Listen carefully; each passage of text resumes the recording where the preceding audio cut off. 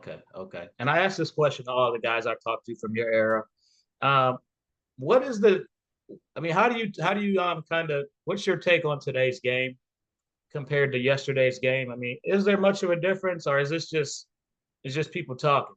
No, man, it's and this is the caveat that I like to always throw in there is that the game is advanced. The game has Hmm. evolved. These guys are skill wise. They are so much far superior than what we were, just in terms of basketball, pure basketball skills. Hmm. And that's from the Wimbies and the big men being able to step out, Brook Lopez being able to step out and knock down deep threes. And I always make this comparison that gets a lot of blowback, but I don't Hmm. care. I'm in the blowback business.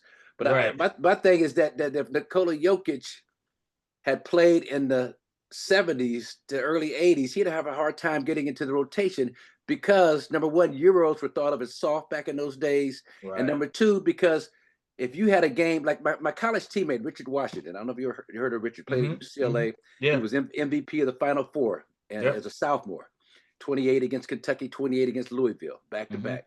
Reversed order in terms of those games. Louisville first, but Hmm. Richard was a sweet shooting 6'11", 230-pound, decent athlete, but a great shooter. And but he was a face-up guy, 15 to 20 feet, didn't miss, sweetest jumper.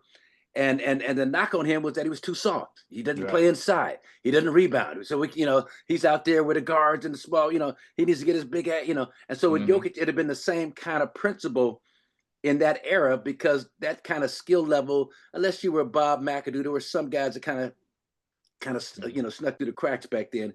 But for the most part, we had a guy in Milwaukee, Paul McKeskey, who was a great I mid-range remember jump. him. Yeah. Yeah, you set hard screens, but a great mid-range jump shooter. Hmm. But he was always a journeyman kind of role player. But a guy like that in today's game, he was a great passer. He was a high post center, like Tom Hmm. Borwinkle of the Chicago Bulls, great high post center with a great touch and a great jumper. But there was a limited role.